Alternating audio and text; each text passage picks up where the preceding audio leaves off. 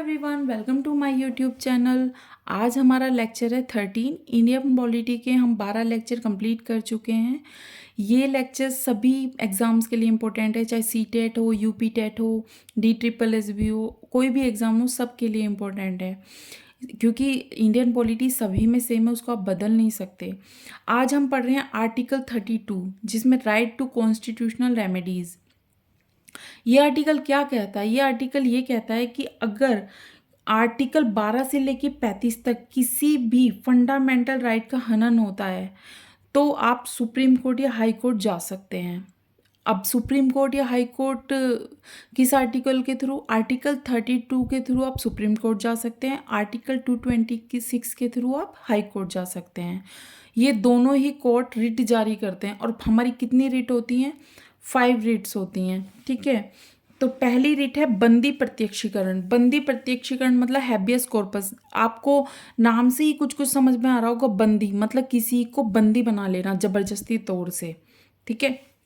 और प्रत्यक्ष मतलब उसे पेश करना एक तरह से। कीवर्ड पकड़िएगा, आपका क्वेश्चन बन जाएगा। देखिए, बंदी प्रत्यक्षीकरण का मतलब होगा सशरीर कोर्ट में पेश करना है किसी व्यक्ति को। अब एक बात समझिएगा, जब किसी भी व्यक्ति को कोई भी संस्थान या इंस्टीट्यूट या कोई भी व्यक्ति हिरासत में ले रखा हो उसे, या गैर तरीके से बंदी बनाया हो, तो आप उसे सशरीर कोर्ट में पेश करना होगा। मानिए कोई व्यक्ति है, अब उसके किसी फंडामेंटल राइट का हनन हो रहा है, ठीक है। अब लेकिन क्या हुआ, वो चला गया सुप्रीम कोर्ट। सुप्रीम कोर्ट चला गया। अब सुप्रीम कोर्ट जाकर उसने कहा कि भाई ऐसे ऐसे मेरा दोस्त गायब है जी, वो मिल नहीं रहा ऐसे। तो आप जो सुप्रीम कोर्ट या हाई कोर्ट में से एक रिट जारी करेगा उस इंस्टीट्यूट या उस व्यक्ति के खिलाफ कि उस व्यक्ति को आप सशरीर कोर्ट में पेश कीजिए। आई थिंक आपको समझ में आया होगा, क्योंकि आप किसी को ऐसे गैर तरीके से बंदी नहीं बना सकते, ये तो फंडामेंटल राइट्स के खिलाफ है। तो इसमें कीवर्ड है सशरीर कोर्ट में पेश करना होगा, ठीक है। परमादेश, मैंडामस क्या होता है? इसमें कीवर्ड है हम आदेश देते हैं। देखिए, जो बंदी प्रत्यक्षीकरण है वो किसी संस्था के ऊपर भी हो सकता है और किसी व्यक्ति के ऊपर भी हो सकता है, लेकिन जो मैंडामस है उसमें हम केवल संस्था पे ही रिट जारी कर सकते हैं, ये ध्यान रखिएगा बस, ठीक है।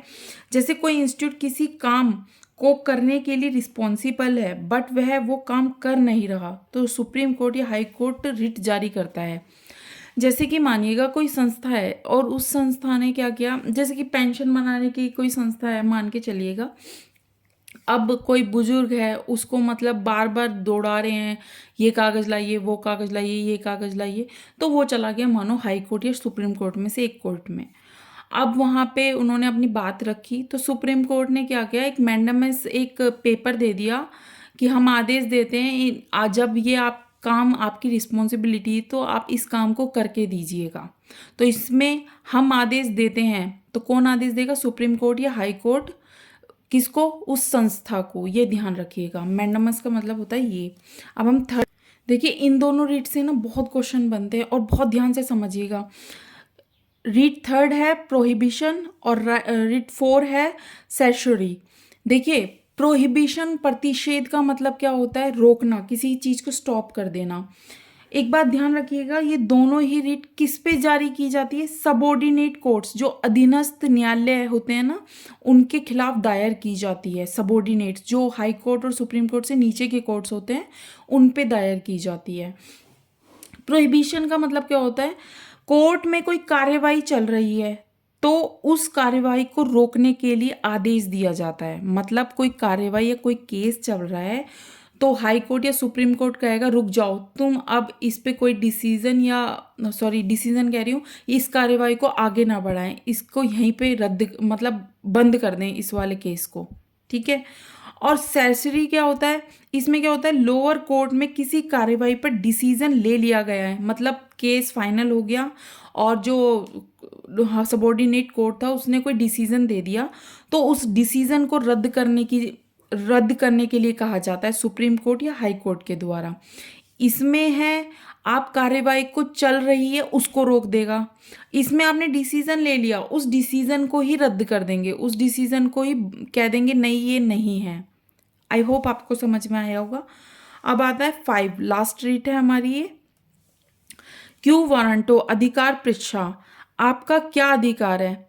अब इसका क्या मतलब है, कोई भी सरकारी सरकारी कोई भी व्यक्ति जैसे सरकारी पोस्ट पर है, तो अगर उसने किसी भी काम को अपने मतलब दायरे से बाहर कर दिया किसी काम को, ठीक है, कुछ भी मान लीजिएगा, जैसे कुछ भी जैसे काम उसका कुछ और है और उसने कर कुछ अपने दायरे से बाहर वो काम कर दिया, मतलब जैसे सिग्नेचर की ही बात ले लीजिए, कभी कभार जैसे मैनेजर के सिग्नेचर करके जो नीचे के एम्प्लॉयज़ हैं उसने सिग्नेचर करके खुद ही दे दिए और जो मैनेजर है वो चला गया सुप्रीम कोर्ट। मैं एग्जांपल दे रही हूँ, समझिएगा कि जी इन्होंने सिग्नेचर खुद ही करके मेरे सिग्नेचर करके आगे फाइल पास कर दी, तो सुप्रीम कोर्ट या हाई कोर्ट उस पर्सन से ये पूछ सकता है आपका क्या अधिकार था कि आपने इनके सिग्नेचर करके ये फाइल आगे बढ़ा दी। तो इसमें कीवर्ड है आपका क्या अधिकार है। आई होप आपको बहुत अच्छे से रीड समझ में आई होगी। इससे क्वेश्चन बनते हैं, कीवर्ड्स पे आते हैं, जैसे आपका क्या अधिकार मैचिंग के लिए आता है ज़्यादातर, तो आप कीवर्ड पकड़ लीजिएगा, आपके क्वेश्चंस बन जाएंगे। अब हम रीट से रिलेटेड कुछ क्वेश्चंस करेंगे। जैसे पहला क्वेश्चन है, सर्वोच्च न्यायालय द्वारा कुल कितनी रीट्स जारी की जा सकती हैं, 5, 4, 6 या 7। तो आपको पता है हम 5 रीट्स जारी करते हैं, तो आंसर इज 5, ठीक है। नेक्स्ट क्वेश्चन है, उच्च न्यायालयों दो अथवा सर्वोच्च न्यायालयों द्वारा किस समादेश या रिट को जारी करके किसी प्राधिकार द्वारा ना किया जा रहा कोई कार्य के लिए उसे बाध्य किया जा सकता है। आपको दूसरी जो रिट है मैंडामस मैंने बताया था ना, उसमें हम आदेश देते हैं, याद आया आपको।